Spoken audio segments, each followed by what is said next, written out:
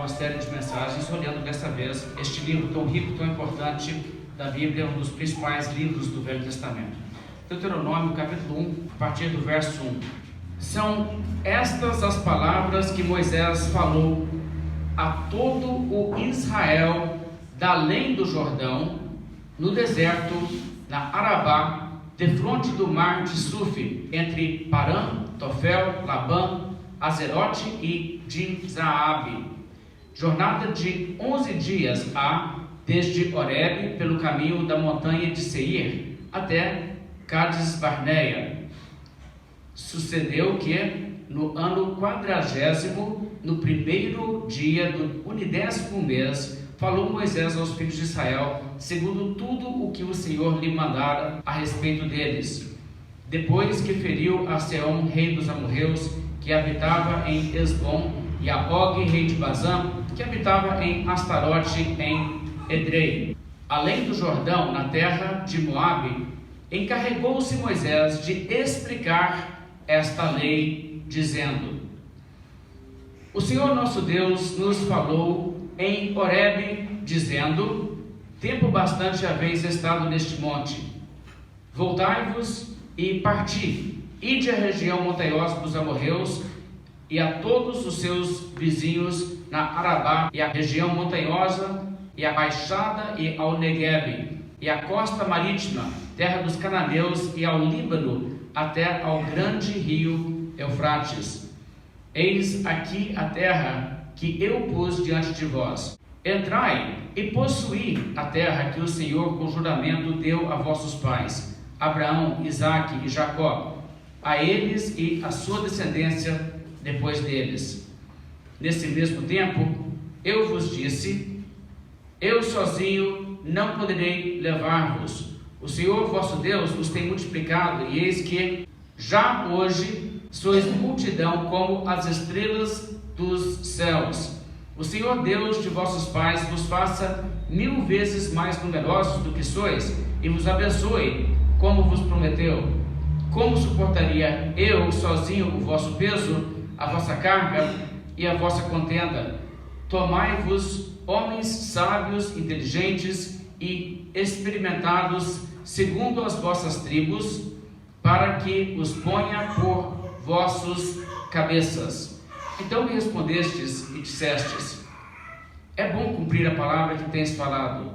Tomei, pois, os cabeças de vossas tribos, homens sábios e experimentados, e os fiz cabeças sobre vós, chefes de milhares, chefes de 100, chefes de 50, chefes de 10 e oficiais, segundo as vossas tribos.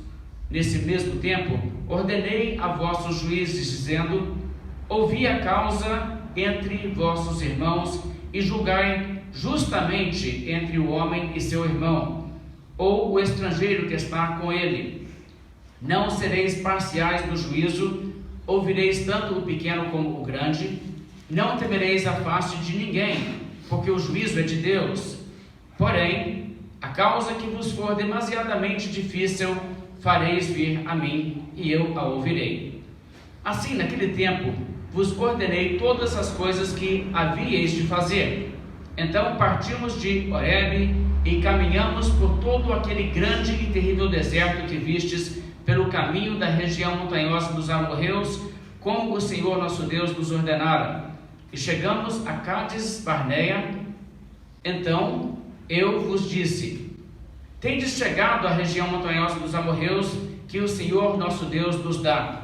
Eis que o Senhor teu Deus te colocou esta terra diante de ti. Sobe, possuía, como te falou o Senhor, Deus de teus pais. Não temas e não te assustes.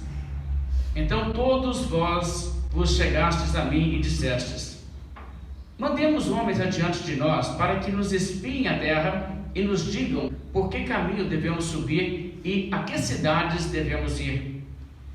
Isto me pareceu bem, de maneira que tomei dentre vós 12 homens, de cada tribo um homem.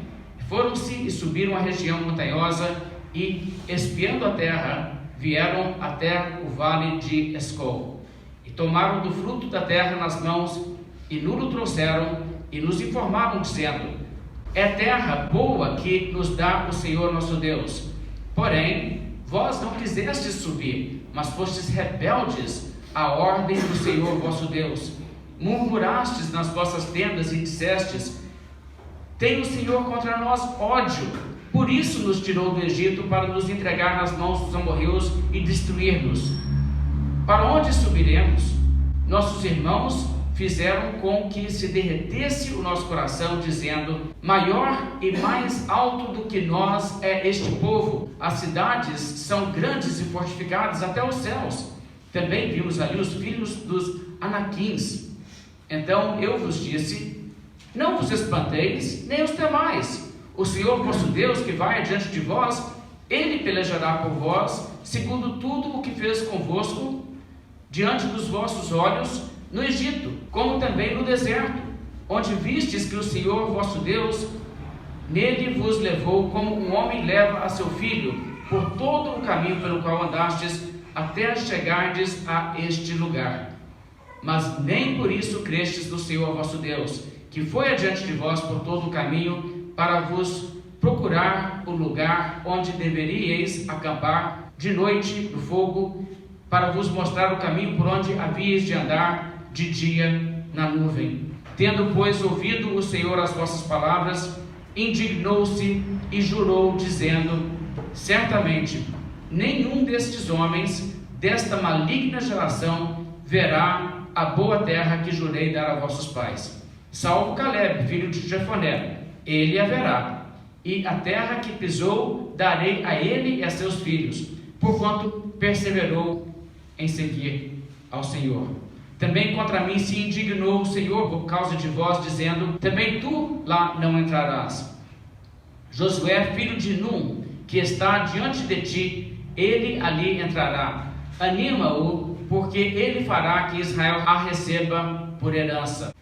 E vossos meninos, de quem dissestes: por presa serão, e vossos filhos, que hoje nem sabem distinguir entre bem e mal, esses ali entrarão, e a eles darei a terra, e eles a possuirão.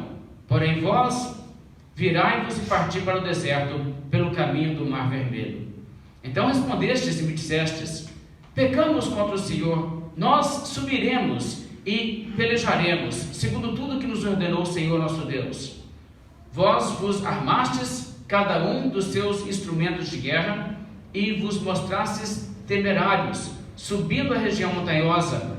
Disse-me o Senhor: dize-lhes: não subais, nem pelejeis, pois não estou no meio de vós, para que não sejais derrotados diante de vossos inimigos. Assim vos falei, e não escutastes, antes fostes rebeldes às ordens do Senhor, e presunçosos subistes as montanhas. Os amorreus que habitavam naquela região montanhosa vos saíram ao encontro e vos perseguiram como fazem as abelhas, e vos derrotaram desde Seir até Orba. Tornastes-vos, pois, e chorastes perante o Senhor, porém o Senhor não vos ouviu, não inclinou os ouvidos a vós outros, e assim permanecestes muitos dias em Cádiz. Essa é a introdução do livro de Deuteronômio. O livro de Deuteronômio, como todo o Pentateuco, é obra de Moisés, autoria de Moisés. E é claro que algumas partes do livro de Deuteronômio não são propriamente escritas por Moisés. Por exemplo, no capítulo 34 existe o relato da morte de Moisés, e nós podemos presumir que o que se passa é que alguém acrescentou aquilo que era necessário a essa altura. Mas isso, na verdade, não quer dizer que o livro não seja a palavra de Moisés. É muito semelhante ao que acontece hoje, quando você tem um livro, você pega um livro na livraria e você diz: o autor está aqui na capa. Mas você vai encontrar ali também que houve editores que ajudaram, pessoas que deram ali uma polida, uma coisinha ou outra ali, da forma em que o material foi escrito, e também você vai encontrar alguma coisa, talvez um prólogo ou uma palavra na contracapa que seja sobre o assunto escrito por outra pessoa. Não quer dizer que o livro não é daquele autor. Então o texto bíblico ele contém algumas coisas que foram feitas assim, e é bem provável que o trecho sobre a morte de Moisés seja escrito por Josué, que é aquele que vai prosseguir e dar continuidade à escritura dos livros sagrados desse período. Mas o livro de Deuteronômio é um dos livros mais citados no Novo Testamento. Os livros mais citados são, em ordem, Salmos, Isaías, Deuteronômio e Gênesis. Esses livros, claro, são todos importantíssimos na mensagem do Velho Testamento, e eles então todos têm bastante peso para que o Novo Testamento se refira frequentemente aos seus ensinos. E interessante que Jesus cita muito o livro de Deuteronômio na Escritura. Ele até mesmo reconhece a autoria de Moisés, por exemplo, no capítulo 19, onde ele reconhece aquela questão da lei do divórcio sendo realmente ensinamento que recebemos por meio de Moisés. Então, o Deuteronômio é um livro que foi escrito por Moisés naquele período. E o Deuteronômio é chamado assim, o termo Deuteronômio significa a segunda lei. E tem a ver com o fato que Moisés aqui, uma geração depois da lei ser dada, lá no início, quando eles saíram do Egito, e estavam lá no Monte Sinai, e Deus deu a lei. Agora, passando-se 40 anos, ele repete a lei para o povo, explica a lei. Então, a segunda lei nesse sentido, a segunda passada da lei com o povo. Então, ele vai passar toda a lei de novo, explicar tudo aquilo novamente. E, na verdade, é uma série de sermões ou pregações de Moisés que nós encontramos aqui. Moisés já sabia a essa altura que ele não entraria na terra prometida, que ele ficaria daquele lado do Jordão e morreria ali, e então o povo atravessaria e entraria. Então, o que ele faz? Ele, na verdade, congrega o povo de Israel e ele prega para essas pessoas, e 4 pregações de Moisés, então, são essencialmente o conteúdo do livro de Deuteronômio. Veja no capítulo 1, verso 1. São estas as palavras que Moisés falou a todo o Israel, da além do Jordão, da além do outro lado, né, de quem mora, por exemplo, na Judéia e Israel, aquela região onde você teria Jerusalém e tal, do outro lado, região que hoje seria a Cisjordânia. Então, o que acontece? Nesse momento, a Bíblia aqui então está dizendo, o que você vai ler são as palavras que Moisés falou a todo o Israel. Veja, ele falou isso a todo o Israel. Ou seja, o povo todo foi reunido, congregado para ouvir o ensino de Moisés. E os 4 sermões de Moisés, então, são os seguintes. Do capítulo 1 a 4, o primeiro sermão. Os capítulos 5 a 26, o segundo. 27 e 28, o terceiro. 29 a 32, o último ou o quarto. E depois disso você ainda tem alguns breves relatos. O capítulo 33 conclui com uma palavra que Deus fala a Moisés. No capítulo 33, uma bênção que Moisés pronuncia sobre o povo de Israel. E no capítulo 34, o relato da morte de Moisés. Então nós estamos lendo o que Moisés pregou, ainda que de forma resumida. Eu acho que você sabe isso, né? Quando você lê sermão na Bíblia, você está lendo um resumo daquilo. Você lê, por exemplo, o Sermão do Monte, você sabe que ali houve provavelmente uma fala muito mais longa do que aquilo, mas aquilo é um resumo correto, inspirado por Deus, do que foi pregado por Jesus. Assim como, por exemplo, a pregação de Pedro ou de Paulo no livro de Atos e assim por diante. Então estamos lendo aqui as pregações de Moisés. E é muito interessante isso, porque Moisés tem como que essa última oportunidade de falar ao seu povo, ao povo de Deus e a nós todos antes de partir, e é isso então que ele vai fazer. E é interessante que ele tem muito a dizer, não é? Se você fizer só a leitura, e pegar e fazer só a leitura, os sermões são bem grandes. O primeiro levaria 25 minutos para fazer só a leitura dele, pegar e ler o que está aqui, isso aqui é o resumo. O segundo é 1 hora e 28 minutos. Tipicamente o sermão no período bíblico era muito mais longo, você vê vários casos disso na Bíblia, né? E as coisas então eram dessa forma. Mas o que acontece é que Moisés, por ser um profeta de Deus, por ser alguém que é porta-voz de Deus para a humanidade, e ele tem então a inspiração de Deus, qualquer livro de ensino e instrução religiosa que ele escrevesse seria separado e reconhecido como palavra de Deus. Da mesma forma, a pregação dele era recebida com essa autoridade. Afinal de contas, Deus havia prometido a Moisés: vai, pois, agora, e eu serei com a tua pena? Com a tua mão? Não, com a tua o quê? Com a tua boca. Vai, eu serei com a tua boca e te ensinarei o que hás de falar. Isso também é visto nos outros profetas. Por exemplo, no chamado do profeta Jeremias, Deus disse o seguinte: estendeu a mão, tocou a boca de Jeremias e disse: eis que ponho na tua boca as minhas palavras. De maneira que quando eles proferem a palavra de Deus, eles estão falando sobre inspiração divina. O mesmo se dá com as pregações dos apóstolos. Você vê, por exemplo, os livro de Atos contém pregação de Paulo, pregação de Pedro, e você pode tomar aquilo ali não como uma coisa que é uma pregação de uma pessoa falível, um registro inspirado de um pregador que poderia ter se enganado. Não, mas você pode pegar como regra de fé o que Pedro pregou, o que Paulo pregou. E aliás, se você analisar o livro de Atos atentamente, você verá uma coisa muito interessante, que o apóstolo Pedro, nos primeiros capítulos de Atos, quando prega, falou mais do que ele sabia. Você chega lá na frente, você começa a ver o capítulo 10 de Atos, ele começa a entender coisas que ele falou no capítulo 2 e 3. É uma coisa muito interessante isso. Então eles falaram sobre inspiração divina, e isso é uma compreensão que traz implicações óbvias para a área da bibliologia e não deve ser ignorado. O que a Bíblia então aqui nos mostra é que Moisés está pregando e ele prega sob inspiração de Deus. Agora, o lugar e a ocasião, nós já falamos que ele está ao leste do Jordão, onde eles irão atravessar o Rio Jordão e entrar na parte que será propriamente a terra prometida. Agora, a ocasião é no final dos 40 anos que eles foram obrigados a ficar no deserto. De fato, se você fizer aqui a conta, você verá que faltam apenas 70 dias para que eles entrem na terra prometida, do momento em que Moisés começa o primeiro sermão aqui. Então você olha no verso 3 e diz: sucedeu que no ano 40º, no primeiro dia do 10º mês, falou Moisés aos filhos de Israel. Então essa é a ocasião, é muito exata. E se você comparar isso com Josué capítulo 4, verso 19, você vê que eles entram então no dia 10º do primeiro mês do ano seguinte, de modo que são exatamente 70 dias ali. E se você entender então que eles tiveram 30 dias em que eles ficaram de luto pela morte de Moisés e então atravessaram o rio, é um período de 40 dias, esse ínterim de 40 dias em que Moisés pregou o primeiro desses sermões, até que ele pregasse o último, até que concluísse esse período e a sua morte. Bem, se nós então entendemos que aqui nós temos as últimas palavras de Moisés, que é de todos os servos de Deus do Velho Testamento o mais importante, o que ele vai fazer nessa sua última oportunidade de falar ao povo de Deus antes de morrer, antes de partir deste mundo? Ele não irá desperdiçar sua oportunidade, ele irá falar das coisas que mais importam.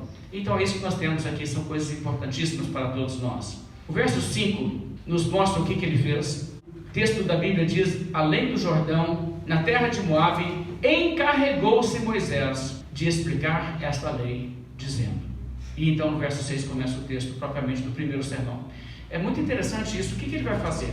Ele vai explicar a lei. Ele vai explicar o sentido da revelação da Bíblia, do que já foi dado, para que as pessoas compreendam isso. Porque é importantíssimo você conhecer e entender a mensagem da Bíblia. E ele não quer que eles fiquem sem esse entendimento. Agora, vocês já leram comigo o capítulo todo e vocês perceberam que o que ele começa fazendo é recordar eventos do passado recente. Mas não tão recente assim, porque 40 anos atrás, né? Mas recente no sentido, não são os eventos lá da época de Abraão. O que acontece é que ele começa a falar sobre isso porque existem muitas coisas que transcorreram que jamais podem ser esquecidas, têm que ser lembradas e as lições daquilo têm que ser aprendidas. Sabe, você encontra que a Bíblia usa muito de relato histórico, porque relatos históricos são riquíssimos em lições e aplicações e nós podemos aprender e aproveitar disso. E na verdade, é importante também, como povo de Deus, saber alguma coisa da história do povo de Deus, assim como qualquer nação precisa conhecer algo da sua própria história, senão ela está aí sem passado e também sem futuro. Um escritor americano, também diretor de filmes, chamado Michael Crichton, escreveu uma coisa muito interessante nos seus livros. Ele disse: se você não conhece história, você não sabe nada. Você é como uma folha que não sabe que faz parte de uma árvore. É meio que assim mesmo, né? Então é isso que acontece. Muitos dos erros e enganos e mal entendidos que existem são exatamente pela ignorância do passado. Mas como eu disse, a Bíblia traz essas histórias não simplesmente por curiosidade, mas porque existe nelas informação que precisamos saber e existem lições que precisamos aprender. As lições do passado só são aprendidas se conhecemos o passado e se refletimos sobre o passado para entender o que é que podemos aprender disso. Você sabe que você pode aprender com as lições dos erros dos outros, ou você pode aprender você mesmo, né? Batendo a sua própria cabeça. É simplesmente isso. Ou você vai aprender com os erros dos outros, ou você vai ser instruído através daquilo que você mesmo vai descobrir, experimentando, tentando, errando e aprendendo assim, as duras penas. por exemplo, você não gostaria de saber, pela experiência de outros, quais coisas não comer porque são venenosas, não é mesmo? Você não gostaria de pessoalmente descobrir. E é assim também que a Bíblia trata essas coisas. Existem muitas lições e muitas aplicações aqui. E vamos ver então o que Moisés tem a dizer. O verso 6 ele diz: o Senhor nosso Deus nos falou em Horebe, dizendo: tempo bastante haveis estado neste monte. Veja, Horebe é o mesmo que o Sinai. O local é identificado com esses dois nomes. No livro de Êxodo, por exemplo, é chamado de Sinai, geralmente, mas também no capítulo 33, verso 6, a Bíblia chama o local onde eles estavam do Monte Horebe. É possível que um dos dois nomes se refira à região e o outro ao monte especificamente.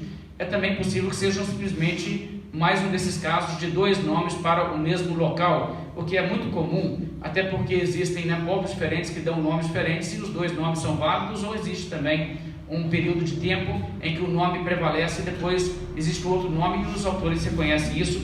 Mas não importa, o que importa aqui é que estamos falando daquela ocasião em que Deus deu os 10 mandamentos e logo em seguida eles partiram e foram em direção à terra prometida.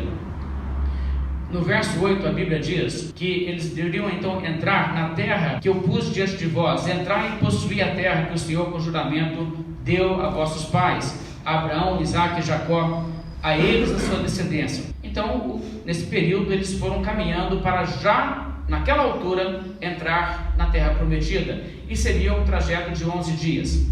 11 dias eles chegariam já na fronteira da terra prometida. Bem, o verso 9, Moisés então lembra alguns dos desenvolvimentos que se passaram naquele período. Ele diz: nesse tempo eu vos disse, eu sozinho não poderei levar-vos. O Senhor vosso Deus vos tem multiplicado, e eis que já hoje sois multidão como as estrelas dos céus. O Senhor Deus de vossos pais vos faça 1000 vezes mais numerosos do que sois e vos abençoe, como vos prometeu. Veja que Moisés reconhece que ter filhos e multiplicar é uma bênção de Deus, e essa é uma perspectiva bíblica.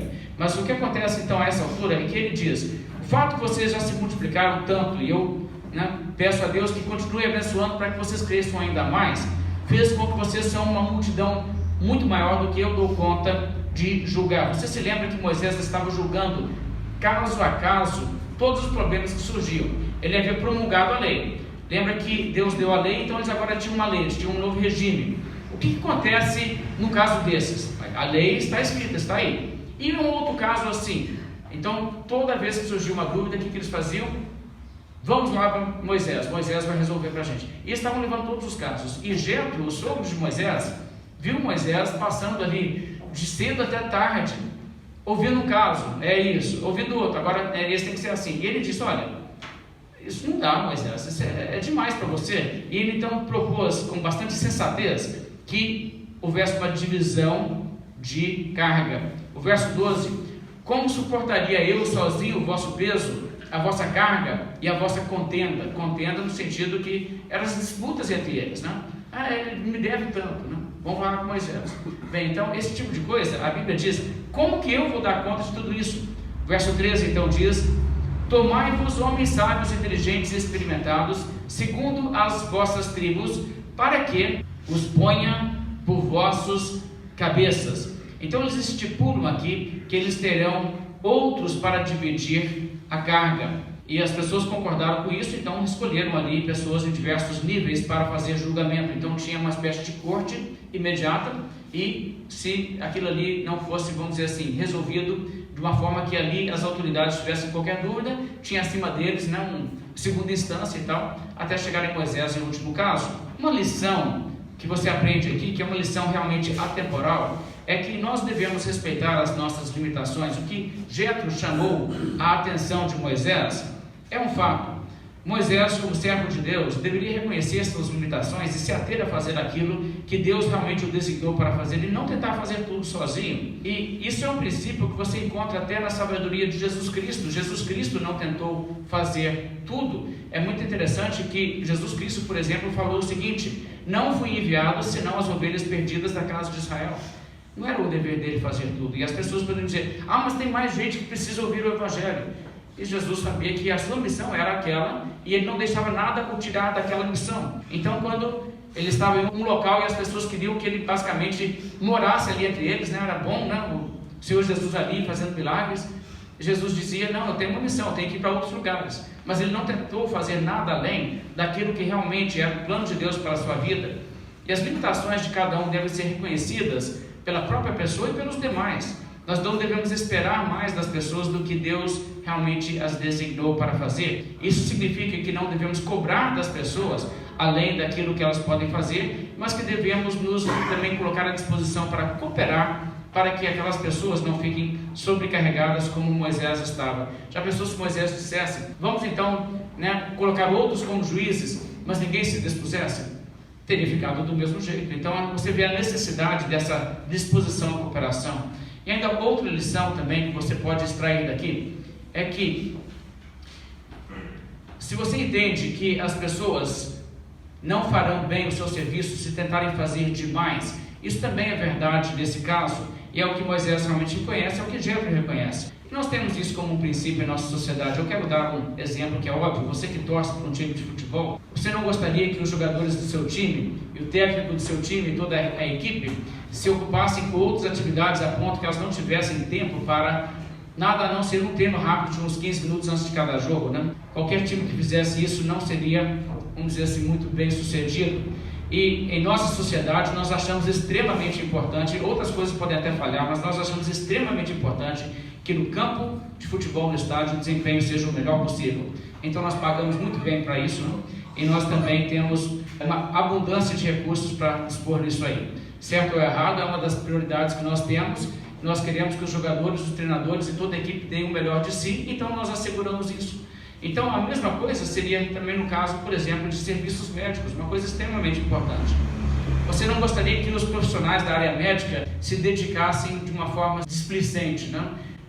Frequentassem um terço de suas aulas e não fizessem as suas tarefas quando estudando, depois simplesmente tirassem assim longos intervalos, uns 10 anos sem exercer a profissão, depois voltassem e falassem: venha para essa mesa de cirurgia, estou pronto para te operar. Você com certeza iria querer uma pessoa assim mais experiente, uma pessoa mais dedicada, para que você não corresse tantos riscos. Da mesma forma, Moisés reconhece que ele só irá realizar bem o que ele tem que fazer se ele puder se dedicar a essas coisas e não a todas as coisas. Mas então o que acontece é que, tendo resolvido esse problema, no verso 16, ele então irá prosseguir.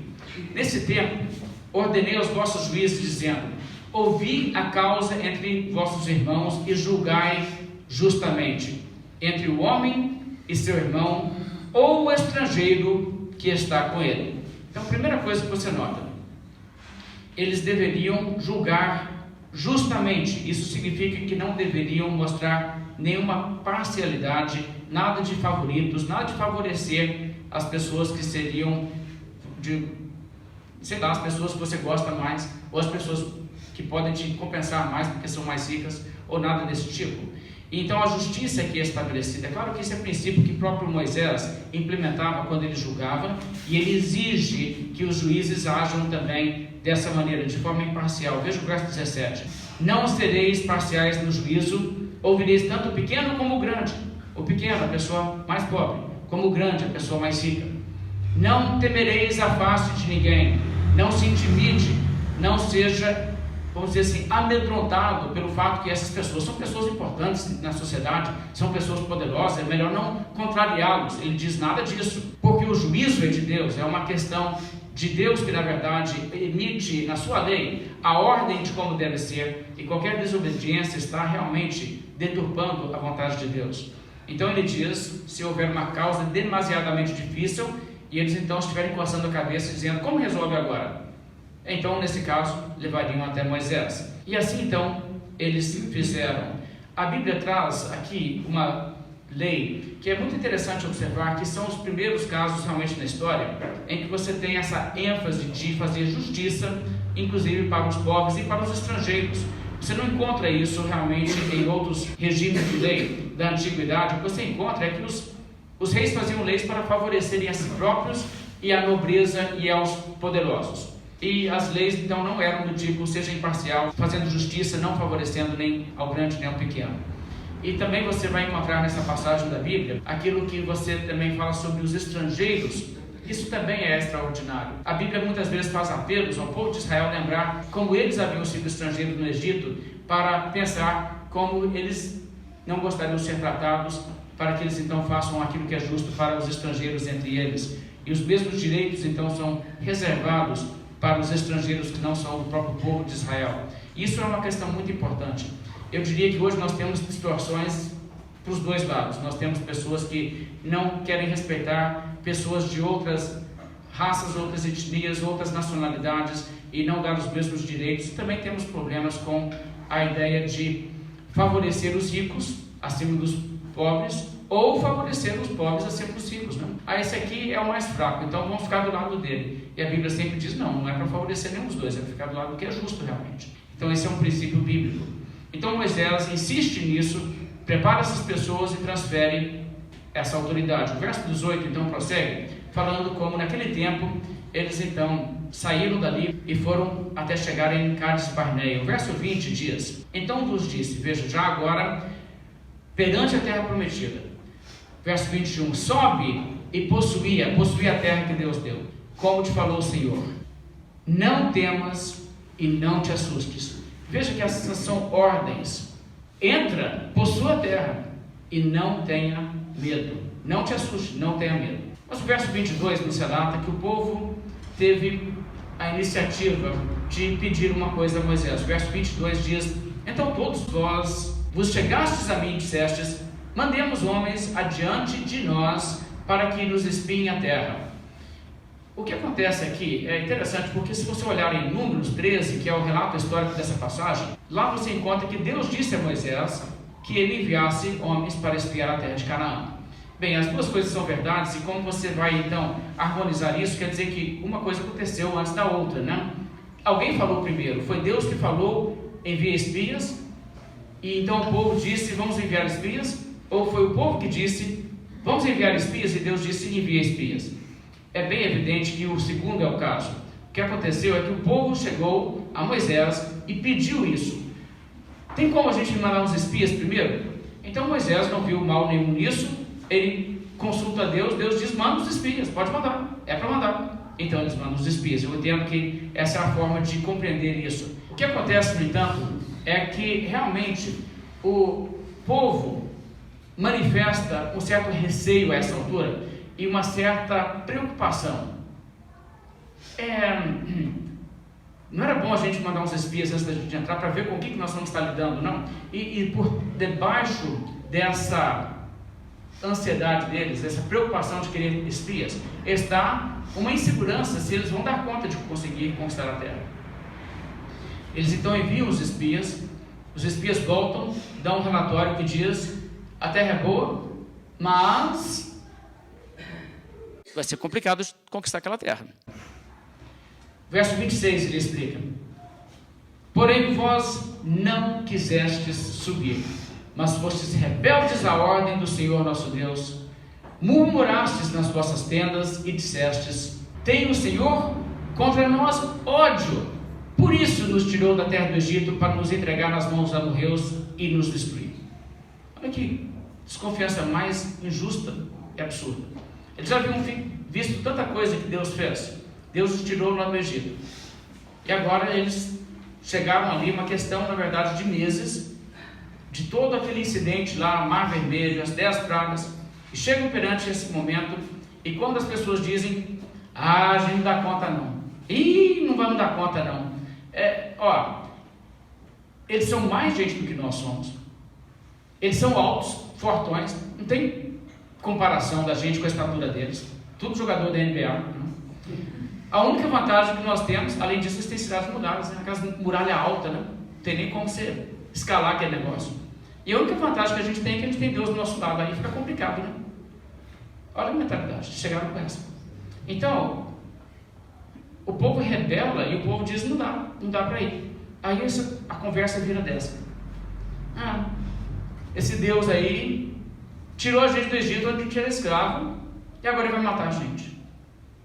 É isso que ele na verdade não quer ajudar a gente não. Em vez de levar a gente para um lugar bom para morar, não. para entregar a gente na mão desse povo aí que vai exterminar a gente. É isso que ele está fazendo, o projeto dele é acabar com a gente.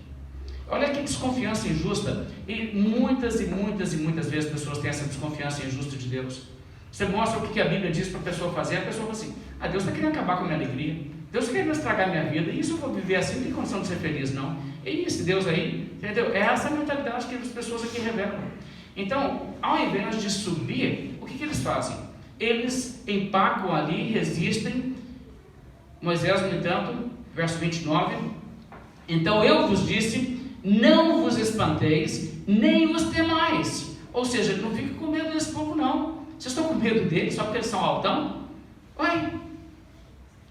Verso 30, o Senhor vosso Deus que vai adiante de vós, Ele pelejará por vós, segundo tudo o que fez conosco, diante dos vossos olhos no Egito, como também no deserto, onde vistes que o Senhor vosso Deus, nele vos levou como um homem leva a seu filho, por todo o caminho pelo qual andastes até chegardes a este lugar. E vamos lembrar o que está acontecendo nesse período assim, aqui. Depois que saíram do Egito, onde Deus devastou o Egito para tirar o povo da escravidão, e onde Ele impediu que o Faraó viesse atrás deles. O que acontece nesse período todo? Eles estão no deserto. O que Deus faz? Ele cuida deles providenciando comida, que tem um maná, e tem aquela chama de fogo em cima deles à noite, que não somente providencia a luz, como não deixa que o deserto seja frio demais, que fica frio no deserto. E de dia se torna uma coluna de nuvem, que não somente dá sombra. Imagina que legal uma sombra no deserto, muito bom uma sombra no deserto. Geralmente não tem sombra no deserto. Já viu aquelas imagens das areias, né? É tudo areia brilhando, quase não vê sombra. Mas eles tinham sombra. E não somente isso, a nuvem movia e mostrava a direção. Eles não precisavam nem de GPS. Nossa, muito interessante. Mas, muito especial assim, a maneira que Deus cuida deles. E Moisés está chamando atenção a tudo isso. Ele diz: olha, tudo isso aqui Deus fez por vocês, e agora vocês vão duvidar? Vocês vão achar que não dá? Por que não dá? Esse Deus é um Deus que está totalmente do lado de vocês, cuidando de vocês como um homem cuida do seu filho. Mas o verso 32 diz: mas nem por isso crestes no Senhor vosso Deus, que foi adiante de vós por todo o caminho para vos procurar no lugar onde deveríeis acampar, de noite no fogo, para vos mostrar o caminho por onde havíeis de andar, e de dia na nuvem. Ou seja, nem com todas essas bênçãos evidentes de Deus, eles aceitam o fato que realmente o que Deus estava fazendo ali por eles era o motivo que eles deveriam agir de uma forma de confiar em Deus. Agora, eu acho que é muito importante destacar, irmãos, que Deus é um Deus bondoso e Ele se manifesta a nós como um Deus bondoso.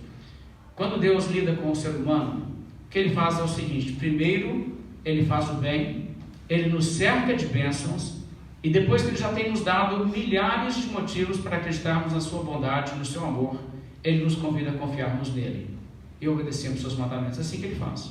O dia que você começa a entender que tem um Deus que tem mandamentos na sua vida, você já viu tanta bondade de Deus que você já sabe: é o Criador, Ele tem sido muito bom para mim.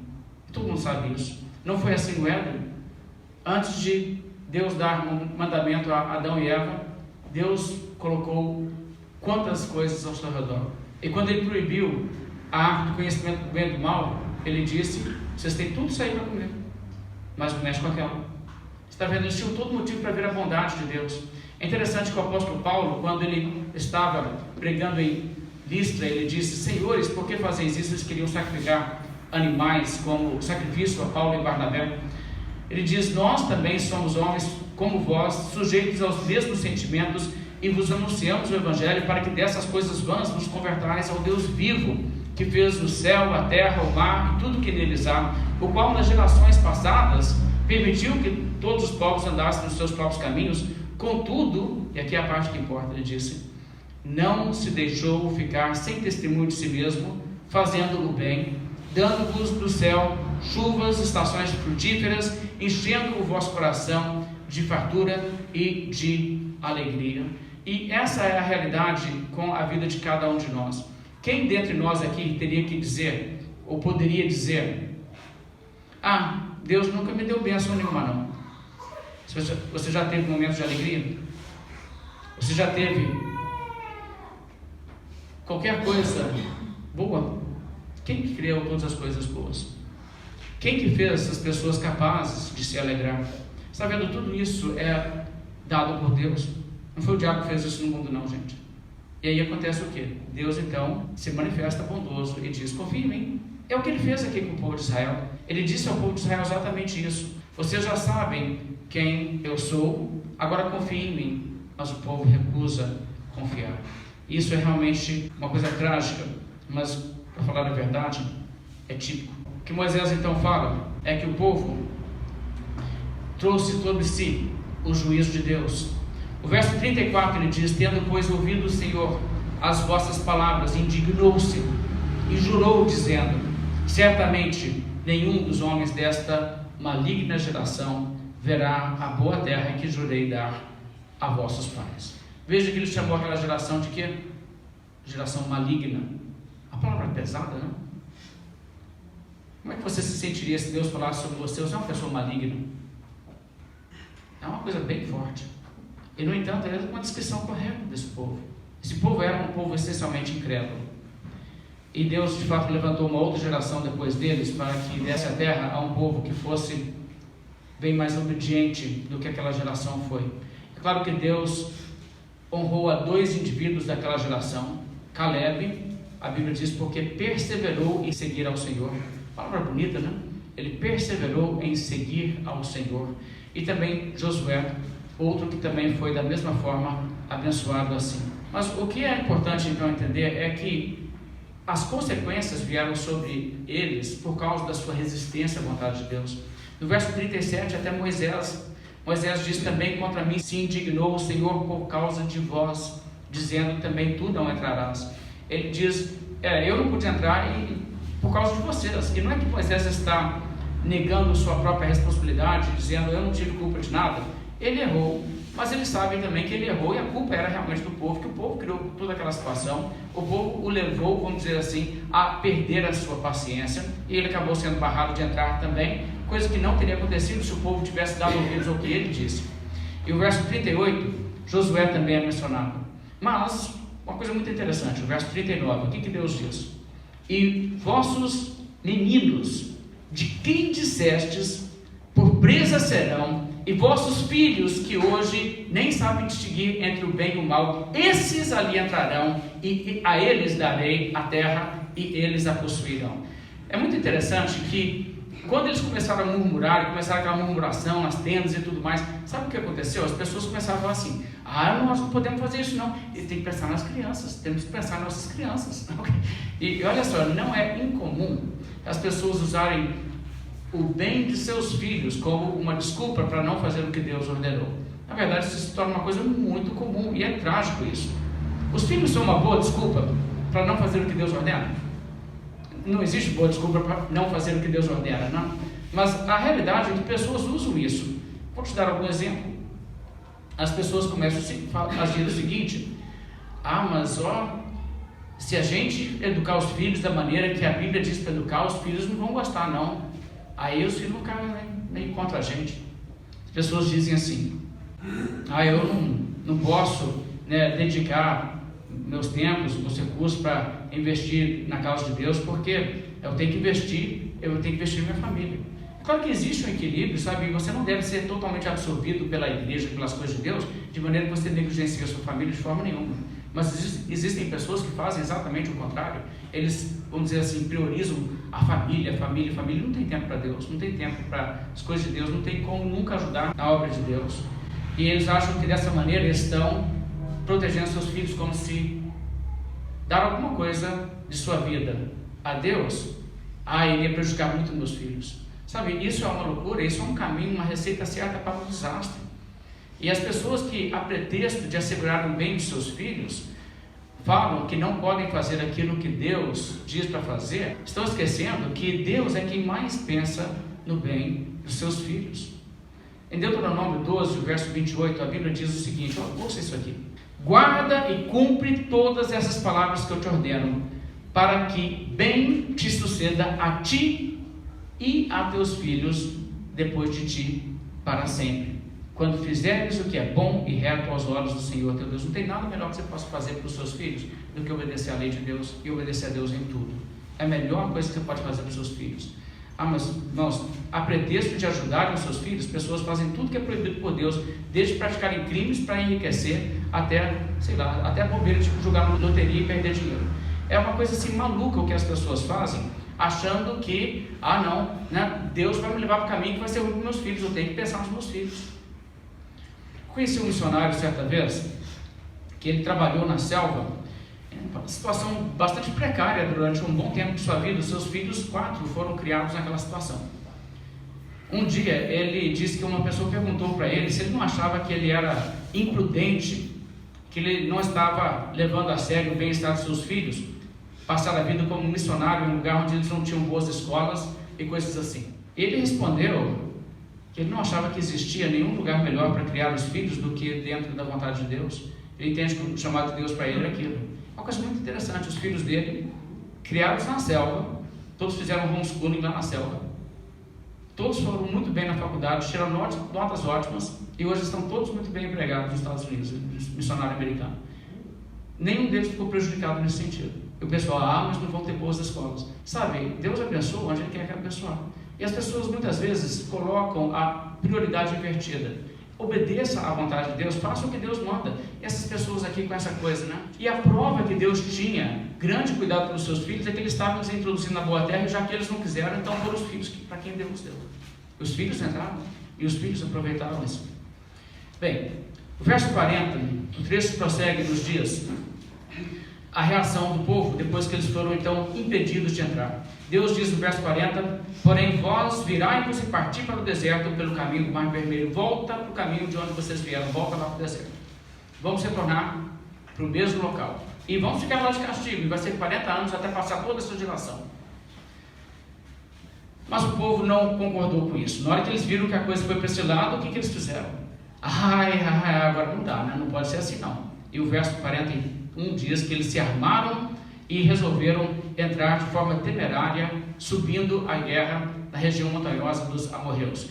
Mas foram avisados, e Moisés disse: não subais nem pelejeis, pois eu não estou no meio de vós. Eu, Deus, falando. O Senhor disse: olha, não vai dar certo. Mas o povo, desesperado agora, resolveu fazer assim mesmo, e lá foram eles. E o que aconteceu? Eles chegaram, mexeram com os primeiros amorreus, eles saíram como fazem as abelhas. Já viu quando você mexe com cacho de marimbondo? E aí vê aquele tantão saindo? Eles chegaram ali perto e saiu aquele tantão de gente, imagina a cidade, saindo, despejando o soldado para fora, e vieram correndo atrás deles, e foi um fiasco.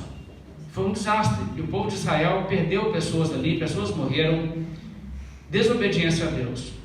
Sabe, quando Deus coloca sobre nós consequências por causa dos nossos pecados, o que nós temos que fazer é nos submeter e não nos rebelar contra os juízos de Deus.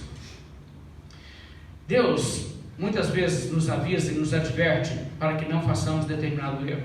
Mas o que nós fazemos? Nós teimamos no erro, rejeitamos a palavra de Deus e vamos lá e fazemos o que sabemos que não deveríamos fazer, não é? E depois vem um fruto amargo, e a gente diz: eu não aceito isso não, eu não vou aceitar isso não. Aí a gente começa a clamar a Deus, mas o que acontece? Deus não ouve. A Bíblia diz aqui que Deus não ouviu. Veja o verso 45: tornastes, pois, e chorastes perante o Senhor, porém o Senhor não vos ouviu, nem inclinou os ouvidos a vós outros. Deus não ouviu. Por quê? Porque eles foram avisados e foram lá de teimosos. E isso acontece, irmãos. Tem momentos em que você tem que ouvir antes, depois não adianta chorar, não adianta dizer: eu faço uma oração e resolve tudo. Não, tem certas coisas que não vão se resolver. Você vai ter consequências. Você tem que ouvir a palavra de Deus para evitar o erro. É interessante que quando o povo de Israel quis um rei, e Samuel sabia que não seria uma boa ideia, colocar mais pessoas ali, fazer um grande sistema de governo em Israel. Eles tinham um pequeno governo, resolvia. Eles, não, a gente quer ser como as outras nações, é legal. rei desfilando lá para cá com soldados, né? Parada militar, é legal você ver o palácio, né? E eles foram avisados, e Deus disse: olha, sabe o que vai acontecer? Samuel, vai lá e avisa para eles. O rei vai fazer o seguinte: tomará o melhor das vossas lavouras, das vossas vinhas, dos vossos olivais, as vossas sementeiras, as vossas vinhas, dizimará. Também tomará os vossos servos, vossas servas, vossos jovens, os vossos jumentos, e os empregará no seu trabalho, dizimará vosso rebanho, e vós sereis por servos. Então naquele dia clamareis por causa do vosso rei, que houverdes escolhido, mas o Senhor não vos ouvirá naquele dia. O Senhor não vos ouvirá naquele dia. Deus está dizendo: olha, eu estou te falando antes. A sua chance de não passar pelas consequências é agora. Se você não me der ouvidos, depois você vai querer chamar e me clamar e chorar, e é eu que não vou dar ouvidos. E a Bíblia é cheio disso. Não é isso que nós encontramos lá em Provérbios, onde diz: a sabedoria clama, mas se a pessoa ignora, o que acontece? A pessoa vai clamar e a sabedoria vai ignorar. É isso que acontece aqui também. Agora, nessa altura, eles já haviam desobedecido, né? Eles não quiseram entrar. E agora, o que eles podem fazer? Bem,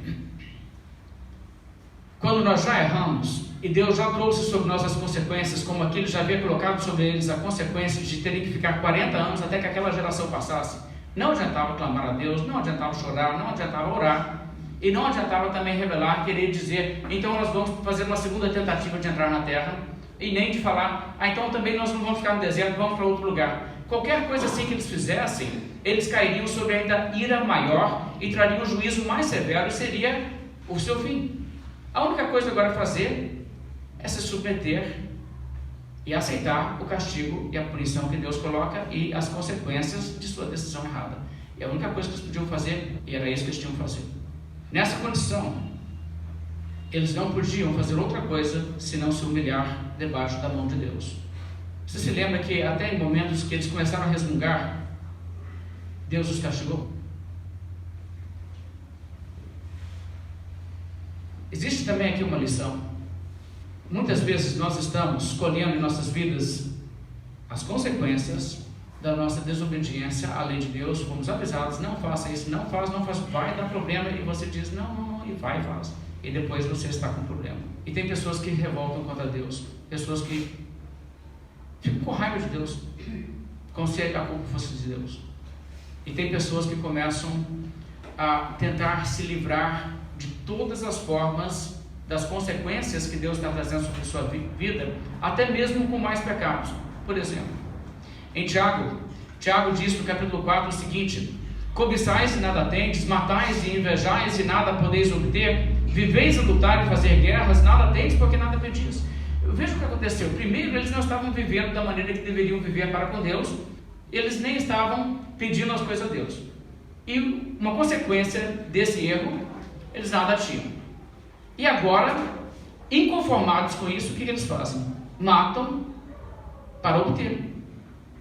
E então, sabe, existe muito isso.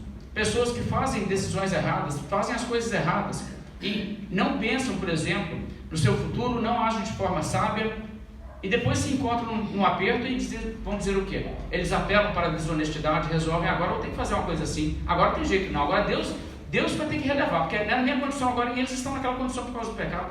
Não, você não pode quebrar a lei de Deus, porque você quebrou a lei de Deus antes. Não é assim. Uma pessoa infringe a lei, claro que ela não quer ser pega, mas a polícia aparece, aí ela troca tiros com a polícia, na tentativa de escapar. Eu tive que trocar tiros com a polícia, senão a polícia ia me pegar. É assim. Ou uma pessoa se envolve sexualmente fora do casamento e depois, querendo se livrar de consequências, começa a contemplar um aborto. Que coisa triste. Ou uma pessoa não dá ouvidos aos conselhos que teve ao longo da vida de se tornar uma pessoa mais responsável, menos problemática, mais virtuosa, para que não tenha problemas no seu casamento, mas ela entra num casamento cheio de toda espécie de egoísmo e tudo que não pode, e aí depois o casamento está infeliz. Aí ela diz: não, então eu vou ter que fazer um divórcio aqui, né? Um divórcio, eu sei que a Bíblia condena, mas olha, está vendo? É isso que as pessoas fazem. As pessoas erram, quando as consequências vêm, elas dizem: então por causa das consequências eu vou ter que errar mais. Olha, fazer isso é o famoso pular da panela que está ficando quente para dentro do fogo direto. Isso é trazer a ira de Deus sobre a sua vida de uma forma ainda. Quando você começa a ver que as consequências dos pecados estão vindo, isso já é um modo de Deus te disciplinar e dizer: essas coisas estão acontecendo porque você está me ignorando, me desprezando. E é hora de você se humilhar debaixo da mão de Deus e dizer: me desculpe, me perdoe, o Senhor pode fazer o que o Senhor quiser, o Senhor é justo. Não havia outra alternativa. Por fim, o povo de Israel reconheceu isso. E o que eles fizeram? No verso 46, a Bíblia diz: assim permanecestes muitos dias em Cádiz. Tiveram que ficar por lá muitos dias, não puderam entrar na terra. Vocês sabem que a consequência é que eles ficaram 40 anos no deserto, condições não muito agradáveis. O maná, que a princípio era gostoso, começou a ficar enjoativo. Teve todo aquele problema, e todo aquele problema consequência do seu pecado. Mas não havia agora outra coisa a fazer senão simplesmente se humilhar debaixo da mão de Deus e dizer: o Senhor é justo, o Senhor é justo. Bem, eu quero concluir dizendo o seguinte: vocês conhecem essa história, vocês sabem por que Israel ficou 40 anos no deserto, não é mesmo? Mas existe uma forma de atacar o cristianismo que eu já escutei várias vezes, talvez você já ouviu, inclusive está rodando frequentemente isso nas redes sociais da internet, onde as pessoas dizem que há erros na Bíblia, e o argumento que eles dizem é que a distância que é lá do Monte Sinai até você chegar na Terra Prometida é uma viagem de 11 dias. Só que a Bíblia diz que os israelitas levaram 40 anos para fazer o percurso. Olha que absurdo. Inclusive tem um meme anda por aí que mostra uma foto aí de um filme que retrata Moisés e diz, zoando: Moisés, o pior guia da história. Não seja o escarnecedor tolo que faz esse tipo de chacota com a palavra de Deus. Isso é ignorância. Mas de toda palavra frívola que uma pessoa proferir, dessa dará conta no dia do juízo. Assim como essa palavra, existem muitas coisas que as pessoas não conhecem da Bíblia. Se estudassem um pouco mais, entenderiam. Mas as pessoas não se dão o trabalho de realmente procurar entender, mas querem jogar pedras e criticar aquilo que não entendem. Isso é uma atitude muito perigosa. É muito importante não somente não fazer isso, como também advertir as pessoas, porque é uma coisa muito séria fazer essa chacota que as pessoas fazem da palavra de Deus. Vamos nos colocar de pé.